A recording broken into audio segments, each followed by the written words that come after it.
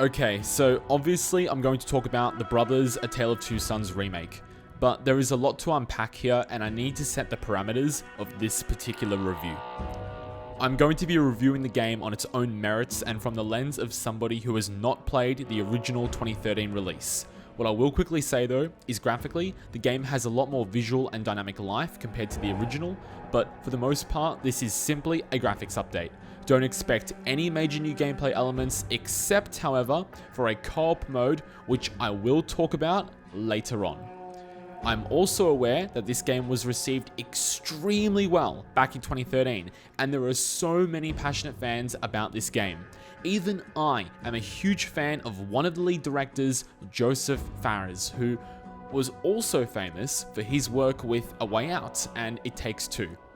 While I love the message written throughout the game and the emotional journey it tries to take you on, I think the gameplay elements here though do not stand the test of time compared to Joseph's previous masterpieces. Enough rambling though, let's get straight into it.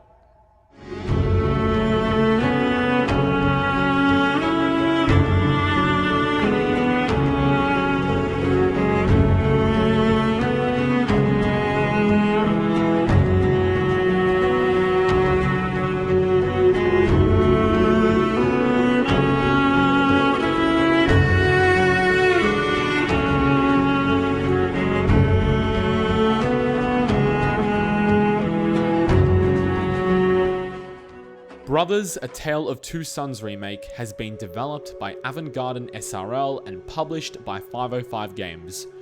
The game will set you back $30 Australian and is available on Steam, PlayStation 5 and Xbox Series X and S.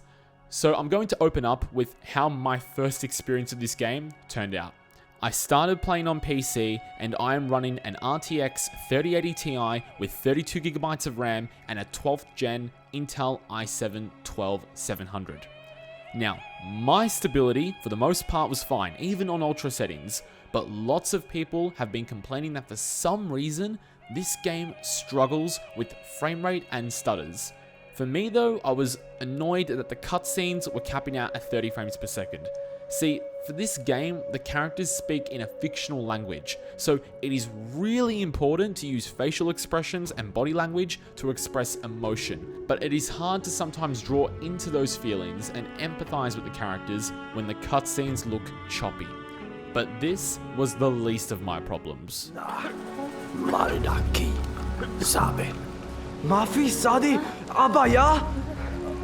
The game follows two brothers, one of which witnessed their mother drowning, which you see in an opening cutscene, and you are tasked with traveling across the land to find a tree which bears a magical elixir that can heal your dying father. You take control of both these brothers with the left stick and left trigger controlling the older brother, and the right stick and right trigger controlling the younger brother. You can play with a keyboard, but I think most people will find the controller significantly easier to use, as there are plenty of moments where you need to control both brothers at the same time, and a controller might be a lot easier to grasp. Now, I want to dive more into the controls because this for me was a big talking point. Controlling two people at the same time is going to start out frustrating, and worst of all, you'll be fighting the worst camera in a video game I've ever seen since maybe N64's Glover. There were so many moments where I was just trying to get from point A to point B, not even solving a puzzle, and it took me a bit of processing to maneuver the two people simultaneously. Now you can just move one person forward a bit and then move the other, but I felt I had to do everything twice, and this was just somewhat time consuming but also sickening because of the terrible camera.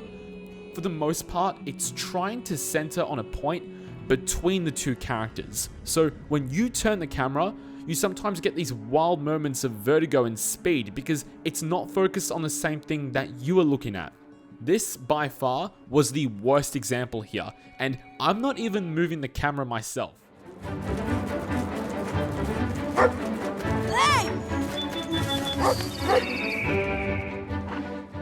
Up until this point, I was playing single player, and I felt that maybe playing the game with someone else might not only be easier, but more enjoyable. So I started again on PlayStation 5, and this time I was playing brothers with, well, my brother.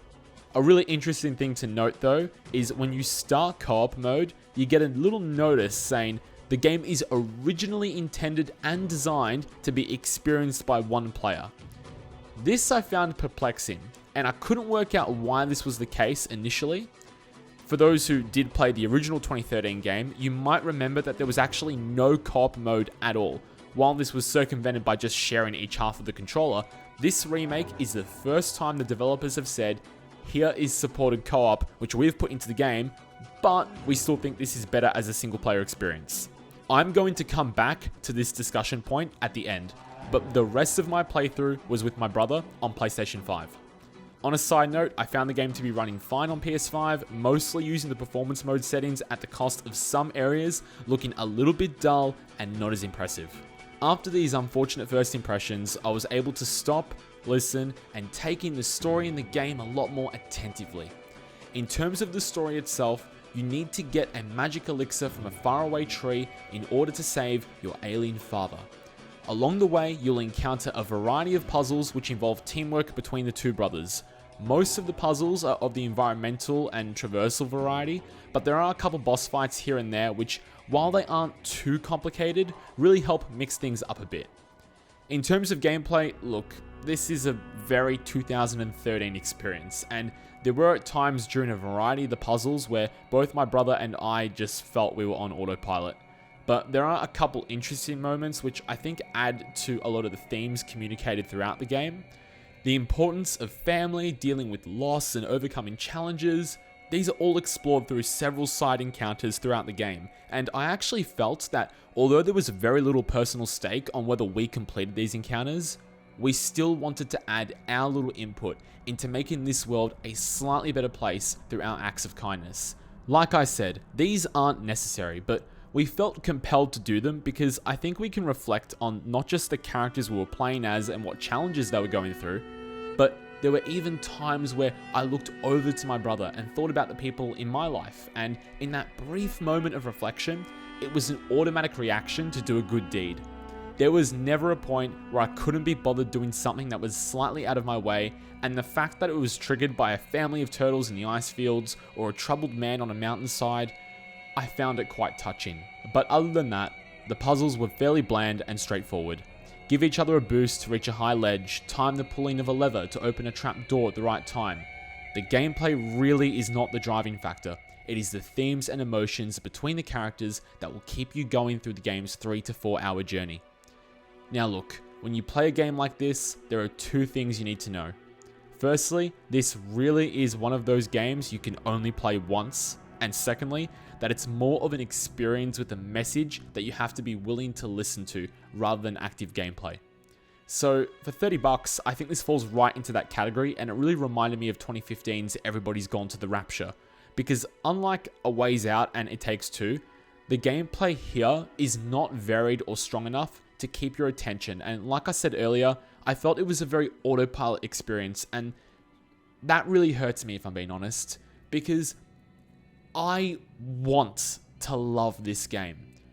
But my biggest fear is that plenty of people will pick this game up and have that terrible first experience I mentioned earlier, and just not revisit the game. Playing single player was too boring and too frustrating to warrant me pushing through and listening to the story. If there was at the very least a setting where you could turn one of the brothers into a bot so he would follow you during the bits where there were no puzzles, and they fixed the camera, maybe added a bit more variety in the puzzles, this would have been so much better, and I probably would have finished this by myself and gotten the review out a lot faster too. So you're wondering, okay Lancy, do you recommend this game? Should I buy it? And that's a really interesting question. Let me first agree with the litany of Steam reviews saying if you have already played the original, there is not much more here for you. But if you're fresh to the game, then you need to work out what kind of experience you are after. If you are prepared to go through boring chore work and traversing for some not new, but touching ideas and concepts, then this might be the game for you. But it gets complicated when you add in that second player. Remember that notice I mentioned earlier about this game being designed for one person? My theory as to why that is there is because I believe when you add in that second player, whilst it improves the gameplay, it may impact how you receive the story. I'll admit, when I was playing this game with my brother, we were cracking jokes, laughing, and at some point, not really taking it seriously. Whereas I feel if I was playing by myself, then I might have been more receptive to some of those tones and themes without the distractions outside the game. But the paradox is, if I was playing by myself, then I wouldn't have bothered finishing the game. Now, A Way's Out and It Takes Two found ways to do it. Those games you have to play with two people, and in both my playthroughs of those games, one of which was with my brother, we both felt that the core impact in the message the game was presenting was effective. Thankfully, at the $30 price tag, I think those themes are worth exploring, and despite the dated feel, Brothers still will make you stop, question, and cherish aspects of your own life. Yes, there are some gameplay obstacles and a paradox to navigate, as both modes to play the game come with their compromises, but if you have a couple hours to spare and a little bit of patience, Brothers: A Tale of Two Sons the Remake will reward you for the time you took to listen and understand the values enshrined in this acquired taste of video game art.